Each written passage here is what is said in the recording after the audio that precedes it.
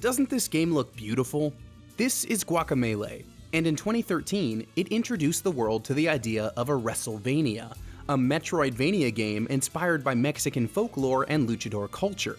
There are so many different compliments I could give Guacamelee, from how its exploration and combat and special abilities move in perfect wrestling harmony, to all the wonderful game references that litter its levels. Here's a very appropriate Castlevania billboard. Here's the hero from Journey who didn't quite make it up the mountain. Guacamelee even has the straight-up portals from Portal, complete with complementary orange and blue colors.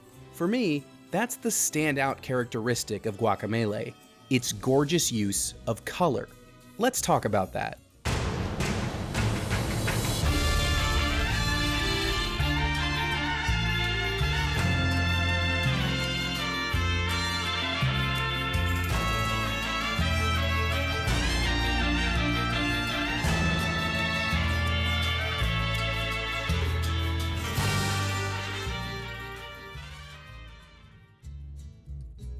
When it comes to the colors of Guacamelee, there are, once again, many different compliments I could give. I mean, the very first thing you see upon booting up the game is this rich royal purple menu, and beautiful aesthetic choices like this continue throughout the entire game. Just look at how the scenery shifts as you scale the Sierra Morena. Falling snow in the land of the living becomes drifting spirit orbs in the land of the dead.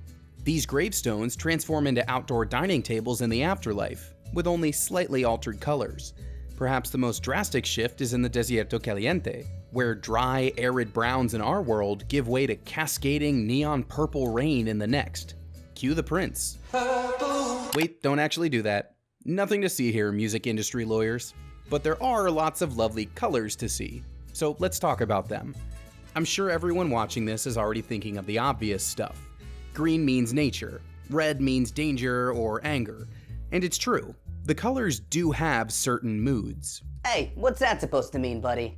Chill, man, he's just talking about video games. But Guacamelee takes this idea so much further. Color callouts are spread across every aspect of the game to keep players informed. Whether you're talking to an NPC, exploring the world around them, or clearing out enemies blocking your path, colors are there to help guide the way.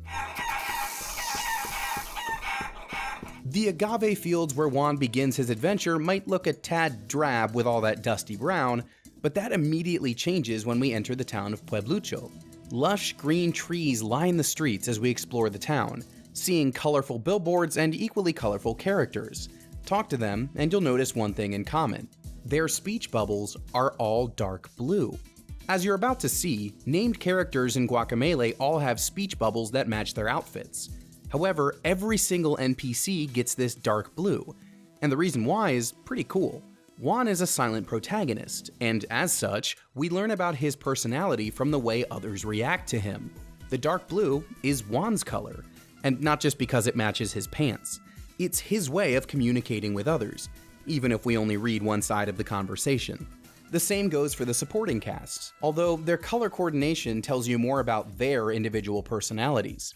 The first one you spend time with is Fry I, a monk in simple brown robes. His speech bubble is the same color, and it has a particular meaning. I'll link some further reading in the description of this video, but brown represents simplicity, ruggedness, and friendliness. That's exactly what you'd expect from a monk. They lead simple, pious lives, they don't always live in the best of conditions, and they care about other people. That's why we're immediately motivated to save our friar friend when Esqueletos attack the town. That happens after the bad guys show up in Pueblucho and kidnap El Presidente's daughter, Lupita. You already know our rogues gallery has some serious color coordination going on. Eshtabai is a witch, so green matches up from an aesthetic standpoint there. She might not have green skin herself, but it's a trademark shade of witches like her. Since green is the color of nature, it also fits with her ability to bend the rules of nature and hop between dimensions. The gun-toting Flameface is red, so yeah, I think you already understand that one. What's wrong with being red? You're just mad because you're not the color of all those cool townspeople. The Trio de la Muerte is a hodgepodge of 3 different skeleton musicians, so each one gets a different shade of dialogue to highlight their personality. Javier Jaguar has orange fur, the color of confidence and bravery. both of which are definitely made clear by his otherworldly warrior appearance and his tendency to show up in high-altitude spots across the map. Leading this sinister squad is Carlos Calaca, a bandito who simply has to be dressed in all black, with a speech bubble to match. It's a stark contrast to his bone-white calavera face, and the all-black getup is basically required for a zombie charro who wants to merge the worlds of the living and dead. Your allies also rock their own signature shades. Beyond I's brown robes, there's a royal purple for Lupita, whom we just saw get kidnapped by the bad guys. Purple has been known as a regal, luxurious color all throughout history, and this speaks to both her status as a politician's daughter and as a longtime admirer of Juan's. Rescuing her is the primary motivation for his entire quest. Other friends help along the way. Uechivo helps us learn new moves, talking in a dark purple that matches his goat fur. The Olmec heads get a simple gray to match their matter-of-fact tone as they shuttle Juan around the map. And finally, our spirit guide Tostada has a lush pink that matches her mask and sash, and conveys a sense of compassion, which is exactly what you want from a co-op character. While these colors vary from person to person, there's an unmistakable unified tone across all of them. Each color helps evoke a certain mood or attitude, and their repeated use helps to add more punch to certain story beats. As some of you can already tell, I played the Super Turbo Championship Edition for this video. One of its new additions, Canal de las Flores, includes a fishing village where refugees from the destroyed town of Camposito now live. In her past life, Tostada saved these villagers when the volcano erupted above Camposito, and that's why you can see shrines to her in the canal, complete with a muted version of her pink palette. Similarly, we know that it's Lupita calling out from underground in the Desierto Caliente because of the purple speech bubble. That makes Eshtabai's trick even meaner when we find out it's a dummy, only for Calaca to show up and polymorph us into a chicken.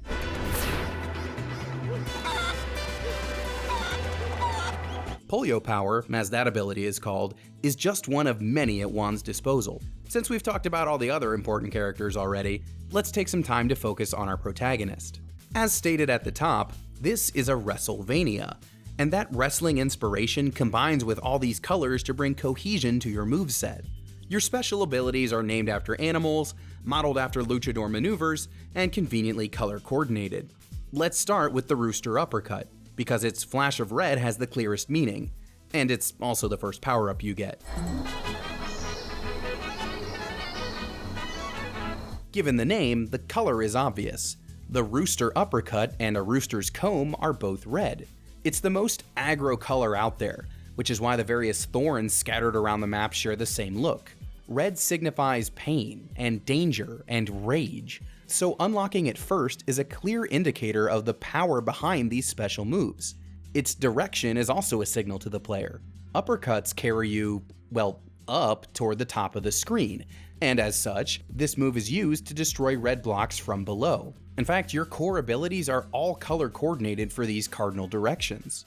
The opposite of the Rooster Uppercut is the Frog Slam, pile driving your body into the ground to break through green blocks from above. Again, the color scheme is obvious here. When people think of frogs, green is most likely the first color that springs to mind. Of all the special moves at your disposal, the Frog Slam chains together in the most fun way. There are several moments where you can smash your way through layer after layer of green bricks as you descend from a high platform. For blockages to the left and right, you have two options. Yellow barriers have to be destroyed with an Olmec headbutt, but you might be wondering why they're not gray like the Olmec heads themselves. I think the reasons for this are quite simple. Number one, it's not a primary color, and number two, gray simply wouldn't stand out in the environment. You just can't saturate that color the same way you can to make brighter reds, greens, yellows, and blues. That last one is the color of the dashing derp derp. Yes, I know that's not an animal, but I'm with Uechivo on this one. It's hard to come up with creative names for all these things. What about a dashing dodo bird? Give those extinct friends some love. No. Dashing dolphin. Well, Olmec isn't an animal either, but I didn't hear anyone complaining about that one. Anyway, the dashing derp derp and its blue walls specifically encourage the player to make some big moves while exploring the map. When you start seeing those in a room, you know you're going to be asked to do some pretty long leaps. Really, all of these powers invite the player to start experimenting.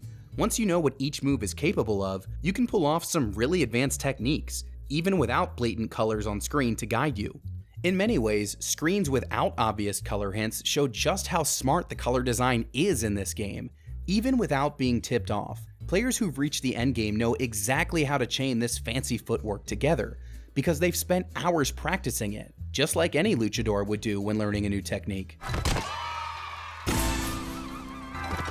Even better, all these colors merge together to form Intenso, another new addition to Super Turbo Championship Edition. Intenso is a big buff for Juan. It's like going Super Saiyan or activating Spartan Rage in God of War. But as fun as it feels in combat, the white look is also just as important. When you combine the primary colors of light together, you get white. Therefore, Intenso is the combination of all of Juan's other powers: the red rooster uppercut, green frog slam, yellow Olmec's headbutt, and blue dashing derp derp. Now technically yellow isn't a primary color in additive color mixing, but this video isn't a science lesson. I'll drop a link in the description for anyone who wants to learn more. The simple version is this: add all the colors together and you get white. Add all of Juan's colorful powers together and you get Intenso. Plus, this white is the opposite of Kalaka's black color scheme, which adds another layer to their conflict. His look is the absence of color. Ah, right, he also turned us into a chicken at the start of this section. Pollo Power itself doesn't have an assigned color, but if you unlock the secret Pollo Bombo move, you can lay explosive eggs that destroy purple blocks. It's an obvious nod to Samus's Morph Ball bombs in Metroid, but once again, there's another layer here. Another layer of paint, if you will. Purple lies outside the primary colors no matter which method of mixing you're using, so it makes sense that after earning all the mandatory abilities, the secret optional one is linked to a different kind of color. There's an extra special feeling when you finally gain the ability to blow through those little purple blocks.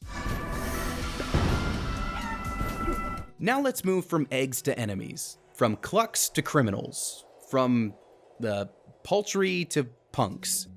Should've quit while you were ahead, pal. Just let the man have his wordplay. It's not just the characters and your special abilities that get all this flair. Enemy encounters are carefully colorized too. Esqueletos are the most common foe we face, and the first type is dressed in a simple green garb. You might already have a guess as to where this is going. There's also a yellow one, which is a bit more nimble. Then there's red, which hangs back and fires bone projectiles of the same color at you. Insert traffic light joke here. Remember how the different color blocks encourage us to use our matching powers while platforming? Well, the same thing happens in combat. Since the red skeleton uses ranged attacks, it's often placed above you, giving it the high ground. But the joke's on them, because that's the perfect position for receiving an uppercut. The red rooster uppercut matches the enemy's outfit. It's a signal to you to use that move during the fight. The same goes for the red-winged chupacabras, which fly overhead and fire their own red projectiles down at you. We can't forget titans either. Isn't that red orb just so tempting? An uppercut elevates you to the perfect spot for an aerial combo. These encouraging colors apply to your whole moveset. By the time I'd acquired the Frog Slam, I had already fought plenty of green skeletons, but look at how I'm coaxed into using my new move against them in this particular fight. Slams just make sense here. Some enemies are even rooted in the ground, meaning you have to Frog Slam to make them vulnerable. Naturally, the green color of the flower stem atop their heads signifies this. Just don't get too wild. Some fights will try to play against these instincts in the later parts of the game. For example, you have to be careful about slamming in this particular arena in the volcanic Pico de Gallo because you can leave some dangerous holes in the floor. Plenty of games make an effort to mix up combat like this to keep you on your toes, but the color coordination in Guacamelee really elevates the idea. You'll see shielded enemies in other games, but here, their shields are specifically colored, and you already know what those colors can be: red, green, yellow, and blue. Hit them with the appropriate special move, and the barrier will be broken. White shields require successive hits, not a full-on Intenso attack. But there is an amazing synergy when you hit that buff and see all of these concepts come together in Guacamelee's bigger fights.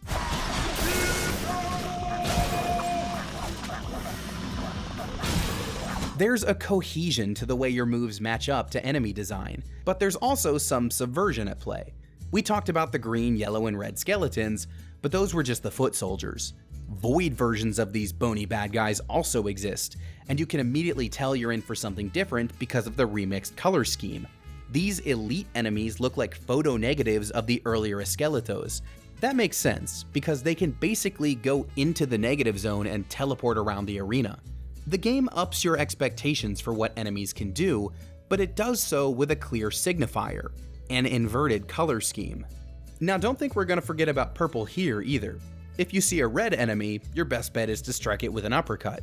If you see a shielded enemy, then hit them with whatever color matching power you have. But if you see a purple attack, get out of there. These attacks have to be avoided entirely. You can't even dodge through them. Much like with Pollo Bombo, purple signifies something outside of the norm. Your instinct will be to color match the incoming attack in some way, but you simply can't. We could totally wreck that guy if we combined. You're right, we do make purple. Whether we're talking purple, red, green, yellow, blue, or anything else along the color spectrum, one thing's for sure, Guacamelee is a gorgeous game. It would be that way regardless of color coordination, because the environmental design and nods to other properties are already so strong and clever. But when you mix in all these matching colors, the entire experience is elevated. Every character has their own dialogue color, reflecting their overall mood and characterization. Despite the varied colors across the cast, there's an unmistakably unified tone here. When any one of these speech bubbles pops up, you know you're playing Guacamelee. And when you use your special powers, you'll never be left scratching your head as to which one you should activate. Barriers and blocks are clearly designated by color, and even when the platforming is left up to you, you'll be so seasoned that you'll be able to flex your entire moveset without batting an eye. The same goes for combat. Enemies are designed with callouts based on their color schemes, so you know when it's time to launch yourself with an uppercut or dash your way into a shield to break an enemy's defenses. Guacamelee is clear in what it's trying to convey to the player, and I hope my appreciation for the game is very clear by now as well. I played the most complete edition of Guacamelee, but I'd encourage anyone who loves Metroidvanias, platformers, beat-em-ups, or simply just rock-solid indie games to give it a go. Once you put on the mask, you'll be in for a very colorful adventure.